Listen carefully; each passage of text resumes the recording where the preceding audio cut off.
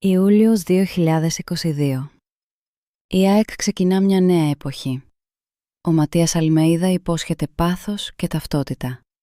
Αλλά το πρώτο χτύπημα έρχεται αμέσως. Αποκλεισμός από τη Βέλες Νεστ Μοστάρ στο Conference League. Τα πρωτοσέλιδα γράφουν πρόωρο ευρωπαϊκό αντίο, χωρίς αυτοματισμούς. Δεν βγήκε το 3-5-2. Η ΑΕΚ παίζει με τριάδα πίσω, αλλάζει πρόσωπα, δεν έχει συνοχή. Η αμφισβήτηση ξεκινά από τον Ιούλιο. Ακολουθεί ο Σεπτέμβριος της γκρίνιας. Ήττα από Παναθηναϊκό και Πανετολικό. Οι τίτλοι γίνονται πιο βαριοί. Πολλά πειράματα, λίγη ουσία. Δεν υπάρχει σταθερός κορμός. Η ΑΕΚ δεν έχει ταυτότητα. Ο Αλμέιδα δοκιμάζει 3-5-2, 4-2-3-1, 4-4-2, αλλά τίποτα δεν μένει σταθερό. Ο κόσμος δεν βλέπει αυτό που του υποσχέθηκαν. Οκτώβριος. Η ΑΕΚ μπαίνει στη νέα της έδρα. Το 4-2-3-1 εμφανίζεται πιο συχνά, αλλά ακόμη δεν έχει κλειδώσει. Η ΑΕΚ κάνει σερί. Οι δημοσιογράφοι γράφουν. Βρίσκει ρυθμό, πιο συμπαγής, η πιο δουλεμένη ομάδα. Στην άμυνα σταθεροποιείται το δίδυμο. Στα χαφ παγιώνεται το κέντρο. Αλλά υπάρχει ένα ερώτημα. Ποιος είναι ο καθαρός φορ? Ο Λιβάη Γκαρσία παίζει πότε εξτρέμ, πότε δεύτερος επιθετικός. Ακόμα δεν έχει έρθει το μεγάλο κλικ. Ιανουάριος 2023. Ο Γκαρσία γίνεται καθαρό 9. Όχι εξτρέμ, όχι δεύτερος επιθετικός, κεντρικός φορ. Και το 4-2-3-1 γίνεται οριστικό. Πίσω του ο δημιουργός, στα άκρα ταχύτητα, δίδυμο χαφ σταθερό, άμυνα ίδια. Δεν υπάρχουν άλλοι πειραματισμοί. 29 Ιανουαρίου 2023. Άρης ΑΕΚ 0-3. Δεν είναι απλώς νίκη, είναι δήλωση. Οι τίτλοι αλλάζουν. Η ΑΕΚ βρήκε ταυτότητα. Πρέσινγκ μηχανή. Ο Αλμέιδα δικαιώνεται. Ο Γκαρσία σκοράρει ως καθαρό 9. Το σύστημα λειτουργεί αυτόματα. Με τα 3-0 απέναντι στον Ολυμπιακό και νίκη ξανά στο Καραϊσκάκι και 3-0 εκτός με οφή.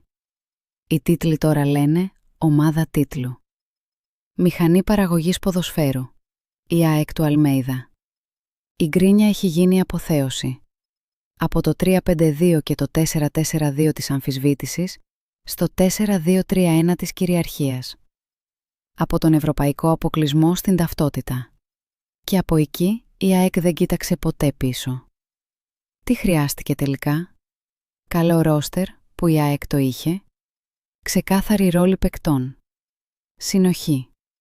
Για όλα αυτά ο Αλμέιδα χρειάστηκε 7 μήνες χωρίς ευρωπαϊκές υποχρεώσεις, με χρόνο για ολοκληρωμένες εβδομάδες προπόνησης. Αυτό χρειάζονται οι ομάδες. Από τη στιγμή που υπάρχουν ευρωπαϊκές υποχρεώσεις, αλλάζουν όλα. Η ομάδα πρέπει να αποκτήσει τα απαιτούμενα μέσα από τα παιχνίδια, μέσα στην πίεση, μέσα στα πρέπει. Ο Παναθηναϊκός έχει μια χρυσή ευκαιρία. Έχει 3 μήνες χωρίς στόχο στο πρωτάθλημα. Έχει την Ευρώπη. 2 τουλάχιστον μάτς που είναι ο κύριος στόχος του. Και 10 μάτς πρωταθλήματος που μπορεί να τα εκμεταλλευτεί για το χτίσιμο της ομάδας της επόμενης χρονιάς. Αν ήταν να φύγει ο Μπενίτεθ, θα έπρεπε να είχε φύγει ήδη.